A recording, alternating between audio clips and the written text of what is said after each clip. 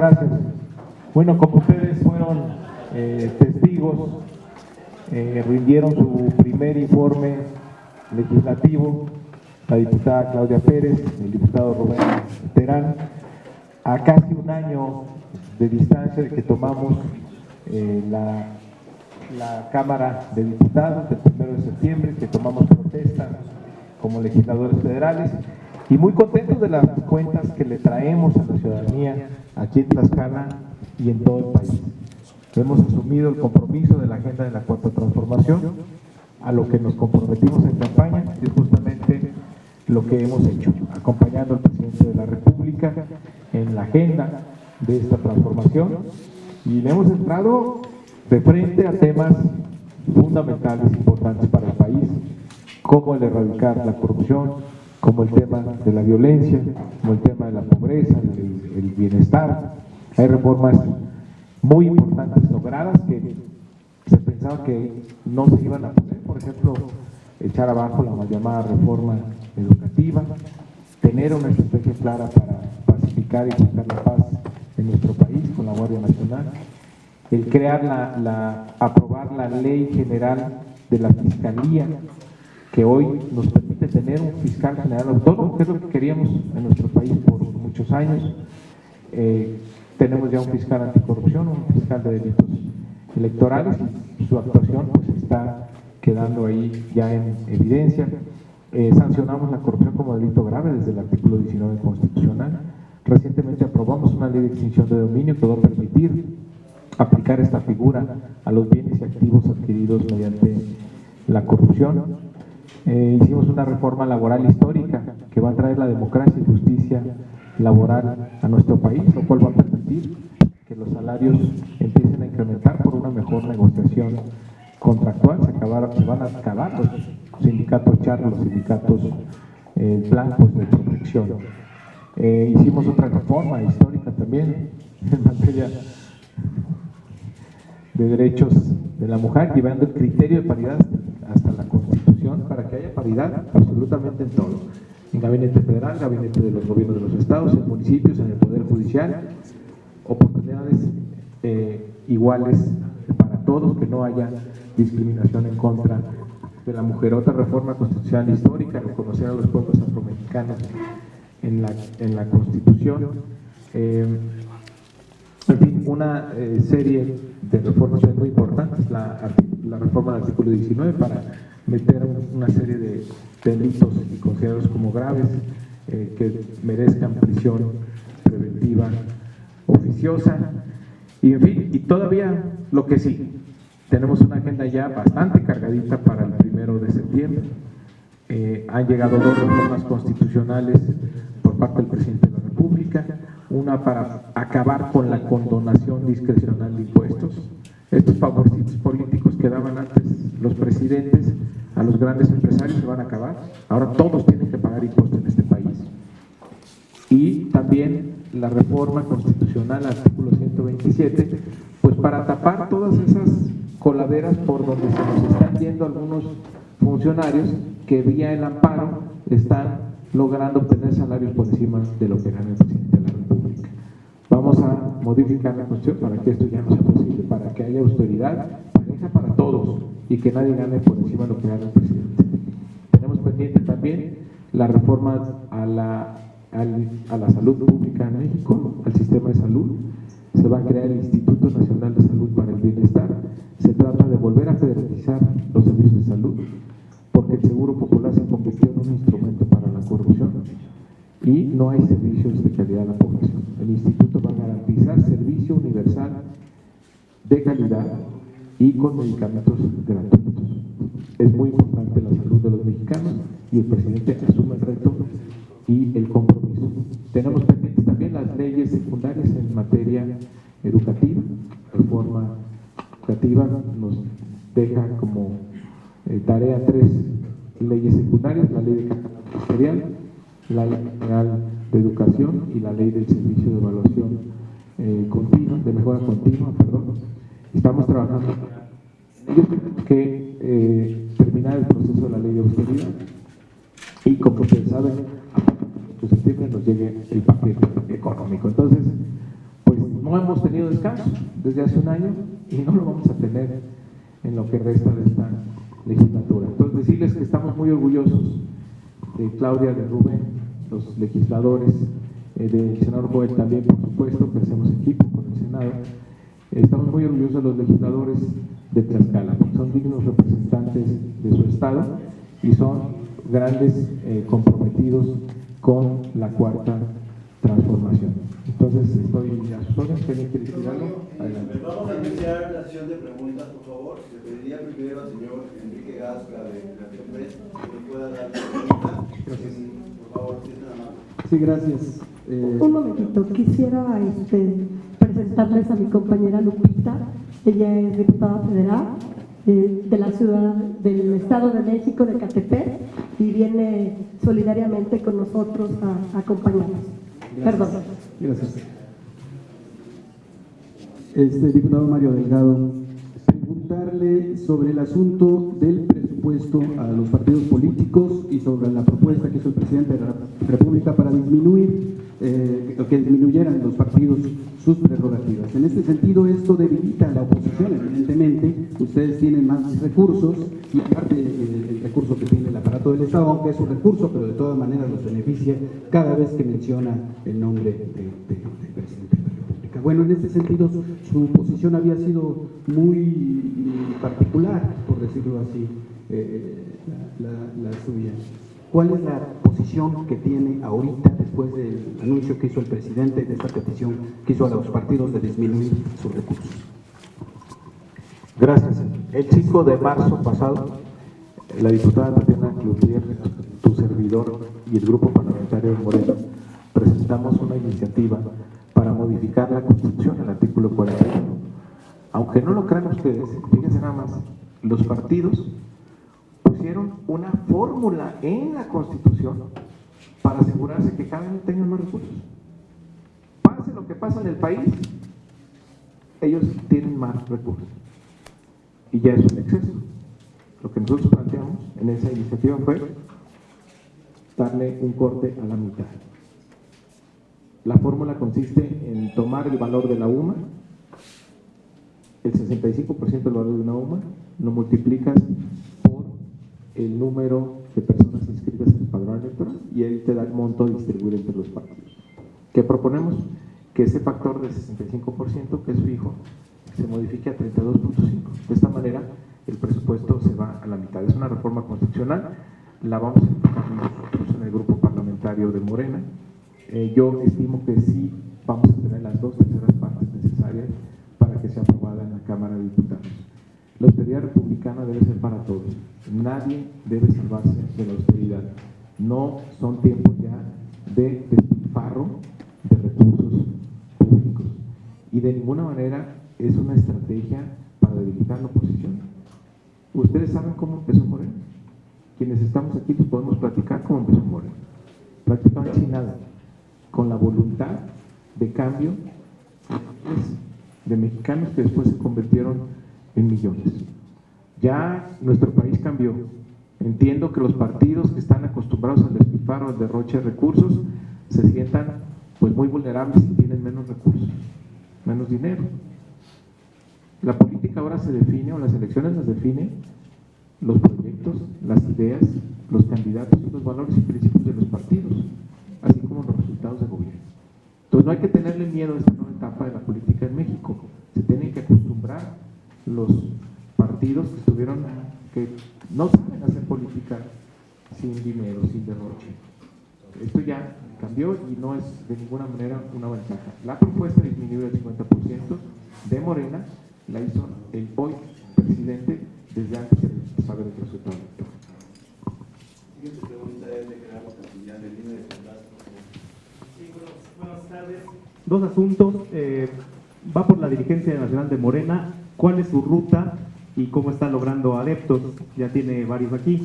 Y la otra, el asunto, perdón, la ignorancia técnica jurídica, después del asunto de Rosario Robles, el juez de control pide al Ministerio Público saber si va a haber una investigación también sobre José Antonio Mir. En ese caso, ¿habrá impunidad en todo esto? ¿Cuál es posición de Morena en torno a él o hay algún acuerdo con el ex candidato presidencial?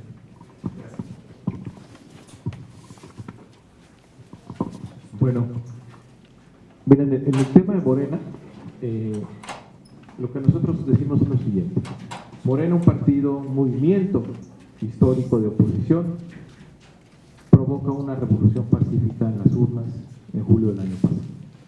Y amanece como el partido político más grande de México y el partido además en el pueblo. Pues claramente estamos en una nueva etapa para el partido.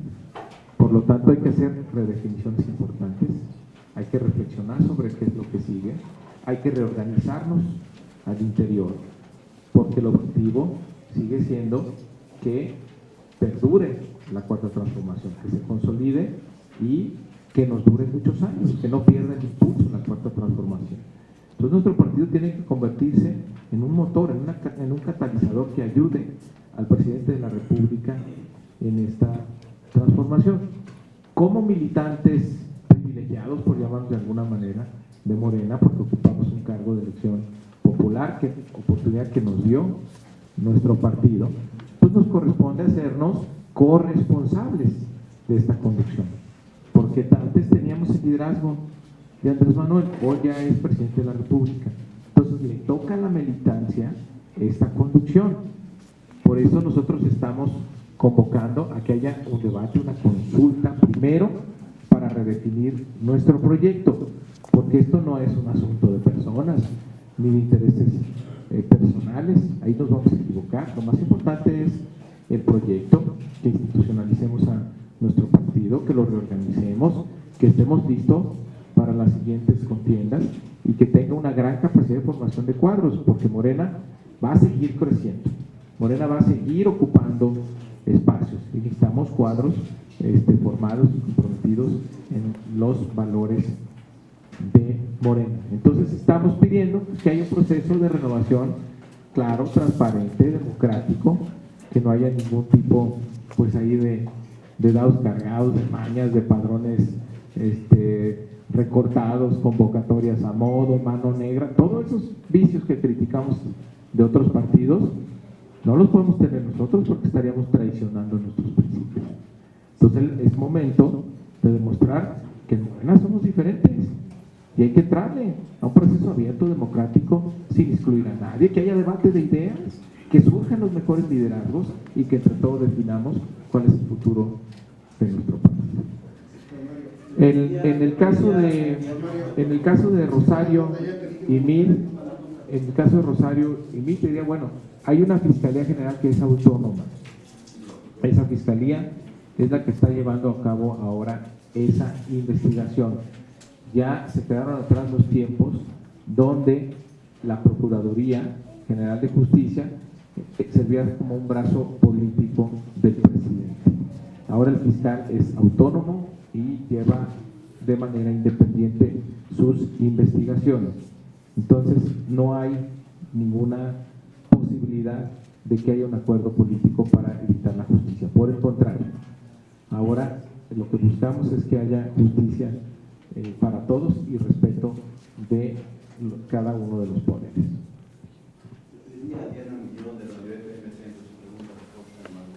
¿Sería en ese mismo sentido de reforzar hasta dónde van a llegar en el caso de la página contextual o de identidades comunicadas y saber, bueno, antes del mensaje que nos dieron, yo hago un instituto para pensarle a todo el robaron, saber cuál es la distancia y cuáles serían las consecuencias en este caso?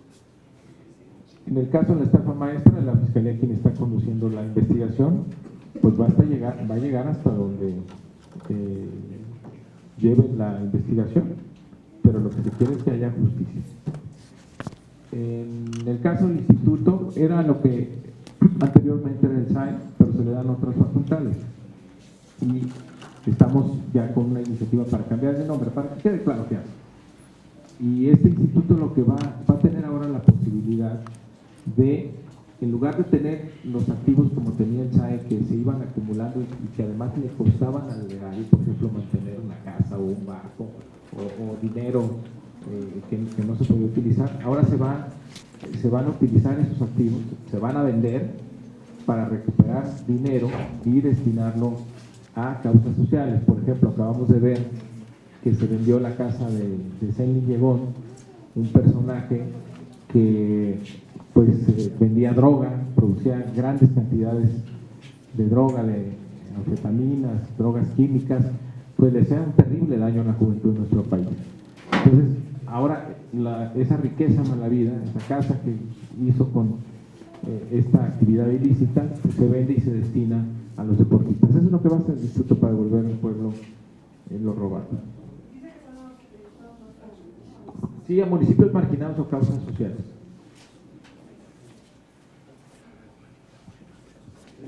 Ok, pediríamos por favor a Mario Macías de Liderato sus preguntas.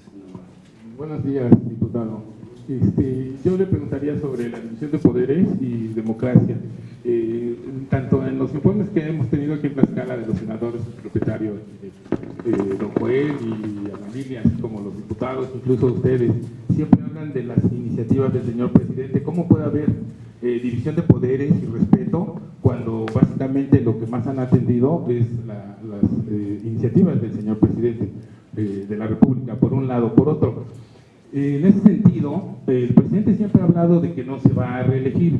Sin embargo, a lo mejor es pura dialéctica y él podría seguir en una ampliación de periodo. Baja California nos ha dado muestras de que se puede cambiar la Constitución a modo, y el posicionamiento tanto del Ejecutivo como de ustedes en los poderes del Poder Legislativo Federal ha sido muy vago en relación a esa que parece una anticonstitucionalidad y antidemocracia. Bueno, primero, a ver, lo de la división de poderes es muy fácil. Hoy, si acudiste al informe que se acaba de presentar, ¿por qué dijimos que éramos diferentes? Porque cumplimos lo que prometimos. ¿Qué prometimos en campaña? La plataforma legislativa que hemos aprobado. ¿Qué plataforma prometió Andrés Manuel? La plataforma que hemos aprobado. Es decir, compartimos la misma plataforma legislativa. Es la plataforma de la Cuarta Transformación. Entonces, no hay ahí nada. Claro que cada poder hace su tarea. Nosotros hacemos lo que nos corresponde de manera autónoma, y el Poder Ejecutivo también hace lo que le toca. Pero coincidimos en la misma plataforma legislativa. Dijimos que íbamos a hacer historia, dijimos que íbamos a transformar el país, y eso se ha hecho. Ahora, es diferente que las iniciativas del presidente, pues no se les cambia absolutamente nada. Te diría, todas las iniciativas del presidente han sufrido cambios. ¿Por qué? Porque no somos una mayoría que aplasta, no somos una mayoría levantaderos, somos una mayoría que escucha, que dialoga y que busca consensos. Prácticamente todas las iniciativas que nos ha llegado el presidente han tenido algún cambio. ¿Por qué? Porque tratamos de enriquecerlas y tratamos de buscar consensos. Entonces, ahora sí hay una división de poderes efectiva, pero compartimos el mismo fin de la transformación del país. En el tema de la reelección, pues el presidente no se cansa de decir que es un demócrata. Fíjate, en lugar de pensar en la reelección, ¿qué ha propuesto? Reformar la Constitución para que haya revocación de mandato y para que haya consulta popular, darle más poder a la gente. Las principales decisiones de este país, que las tome la gente a través de la consulta popular, y que al tercer año, si el presidente no pasa la prueba de las urnas, se va. Es cambio de poderes, es cambio de poderes por completo. Nosotros ya lo aprobamos en diputados, a la oposición le da miedo aprobarlo en el Senado. Entonces, además hay una carta ya firmada por el presidente de la República que no se va a reelegir. Fíjense, solamente Andrés Manuel López Obrador, que es un demócrata convencido, se atreve a ¿qué? A proponer la revocación del mandato en su tercer año, cuando él sí ha sido electo por 6. Porque sabe que no es él. Sabe que él dijo, vamos por una auténtica democracia. ¿Cuántas desgracias nos hubiéramos ahorrado en este país si hubiéramos tenido revocación de mandato con presidentes que ya ni les quiero nombrar? Al tercer año se hubieran ido. ¿Qué va a provocar con esa reforma en caso de que la oposición se atreva a apoyarla en el Senado? Que los presidentes van a buscar desde el día 1 el beneficio de la gente, el beneficio de este país. Entonces, pues falso absolutamente que Andrés Manuel busque algún tipo de beneficio por este. Por eso nos conmina a trabajar todos los días muchas horas, y él pone la muestra, porque lo que dice es que tenemos que acelerar la transformación, tenemos que acelerar tenemos que lograr lo más posible en el menor tiempo posible, y en eso estamos. Por eso hemos tenido un año legislativo muy productivo, de los más productivos en la historia de México. Y los Baja California, no es cierto que hemos sido tibios, hemos sido absolutamente claros. Por cierto, es una reforma hecha por una mayoría panista, que quede claro. No es una treta de Morena, es una mayoría panista, y hemos condenado desde la Comisión Permanente del Congreso de la Unión esa reforma. ¿Por qué? Porque es una reforma que tiene un beneficiario directo, y ninguna ley, ninguna reforma puede tener un beneficiario directo. Claro que hemos condenado y hemos sido contundentes en la condena política a esa reforma. Diríamos que el señor Emilio Vázquez, del escenario informativo, por favor. Buenas tardes, diputado. Dos preguntas. Primero, ya se acerca el cambio de la mesa directiva del Congreso, de acuerdo a los acuerdos políticos que hicieron al principio, corresponderá al Partido de Acción Nacional. Sin embargo, su partido está promoviendo otra propuesta a fin de seguir teniendo el control de la Cámara de Diputados. Y por el otro lado, hoy en la mañana, la senadora Angélica de la Peña Gómez, del PRD, acusó directamente a Morena y a la jefa de gobierno de la Ciudad de México de haber creado una cortina de humo, o de haber provocado la violencia política que se generó ayer en torno a la inconformidad del asesinato de las 4 jovencitas. ¿Qué postura tiene Morena a través de usted al respecto? Porque lo está acusando el PRD a ustedes de promover la violencia en actos sociales. Bueno, respecto a la mesa directiva, la ley orgánica del Congreso es muy clara, le toca la presidencia de la mesa a la siguiente fracción del número, y el tercer año también es rotativa.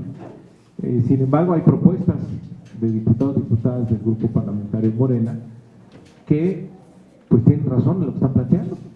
Dicen, a ver, esa ley que prevalece actualmente se hizo para una realidad política muy diferente, donde había 3 fuerzas que buscaban tener de manera equilibrada los órganos de gobierno del Congreso, de la Cámara. Estamos en una nueva realidad donde Morena tiene una mayoría muy clara. Entonces, este es un asunto que va a decidir el grupo parlamentario. Respetamos el derecho de iniciativa de todas y todos los diputados, y ahí sí es lo que la mayoría diga. Mi postura personal, y así lo voy a sostener, es que respetemos la ley. En el caso de la violencia, bueno, todos vimos ayer la participación de grupos que iban claramente con la intención de generar violencia, pues para manchar desafortunadamente la legítima protesta de muchos colectivos pidiendo erradicar la violencia de género en la ciudad. Ahí te diría que los gobiernos de izquierda en la Ciudad de México han hecho de la Ciudad de México una ciudad de derechos y de libertades, y es una ciudad también que siempre se ha colocado en la vanguardia en materia de derechos de la mujer y de estrategias para que puedan vivir una vida libre de violencia. Y tenemos ahora a una mujer, por primera vez en la historia electa directamente, que encabeza el gobierno de la Ciudad de México, y es una luchadora histórica en materia de derechos de la mujer, y encabeza un gobierno que está dedicado a proteger a las mujeres en nuestra capital. De manera que sí hay que diferenciar claramente estos grupos que provocaron de la violencia. Cualquier acto de violencia ensombrece hasta las más nobles de las causas. Entonces sí tiene que sancionarse esos actos de violencia, y sí tiene que atenderse también la demanda de las mujeres en la ciudad. Pero ahí la jefa de gobierno tiene una estrategia muy contundente y clara para proteger a las mujeres y para que se erradique la violencia de género. Bueno, ya no es senadora ella desde hace mucho tiempo, entonces pues que lo demuestre, porque los videos dicen otra cosa. Pues creo que hay muchas imágenes, ¿no? Como para, me parece que son, No, ¿cómo van a hacer copartícipes, mi hermano? ¿Qué pasó? No, a ver, obviamente el ambiente que había era una protesta por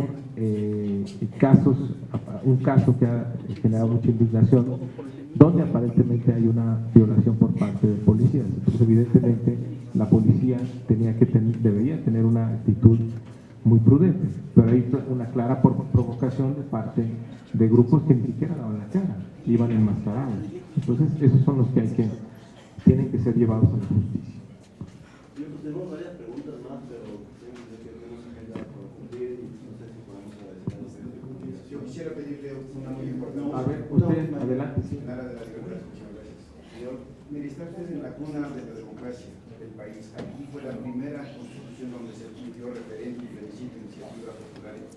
Y tal parece que no escuchamos un posicionamiento claro con respecto a la ley que le pone pendiente la secundaria, me refiero, y poder hacer del referéndum nacional de 2021 de verdad una evaluación del sistema político. ¿Qué tiene usted que decir respecto a ese pendiente? No, pendiente no es nuestro. Mira, esa es una reforma constitucional. No, primero se hace la reforma, es el artículo 35 constitucional. Una vez que se aprueba la reforma constitucional, entonces da pie a hacer las leyes secundarias. ¿En qué estado está esa reforma? Pues en la Cámara de Diputados lo aprobamos. Nosotros queremos que haya referéndum, pero, mira, a la oposición le da miedo, y entonces el Senado no la deja pasar. El senador aquí le consta que nuestra fracción en el Senado ha empujado esta reforma constitucional. No, de verdad no sé por qué le tienen miedo. Saben, obviamente, que eso pues, después se replicaría en los gobiernos de los estados. Entonces hay muchos gobernadores que no resistirían la revocación de mandato. Pero no estamos convencidos de eso. Nosotros sí queremos empujar a que México viva una auténtica democracia y que se le dé todo el poder al pueblo. Que ellos decidan si se va o no, el pueblo pone y el pueblo quita. Ahí está el reto, ahí está nuestro planteamiento, ahí está la reforma aprobada en Cámara de Diputados por nuestras mayorías. Hay que, esa pregunta que la tienes que dirigir a los otros partidos que no les gustan. No, el senador está con nosotros. ¿Qué pasó? El senador está con nosotros. Vamos con la dirigencia de Morena, ¿garantiza usted la unidad? Acabas de llegar, ¿sí? No, pero es la última y si no nos damos para... No, claro, a ver, el proyecto de la Cuarta Transformación está por encima de todos. No hay ningún interés personal o particular que valga. Aquí nos tenemos que unir porque tenemos que estar conscientes del momento histórico que estamos viviendo y de cuál es el papel que nos toca como militares. ¿Estamos a la altura o no? ¿Somos la generación de mexicanos que va a acompañar a un líder de época como Andrés Manuel o no? Ese es el reto que tenemos. Siempre lo he dicho, vamos en favor de la unidad. Si esto contribuye a la unidad, vamos a participar. Lo más importante es el proyecto, no las personas. Muchas gracias. Gracias.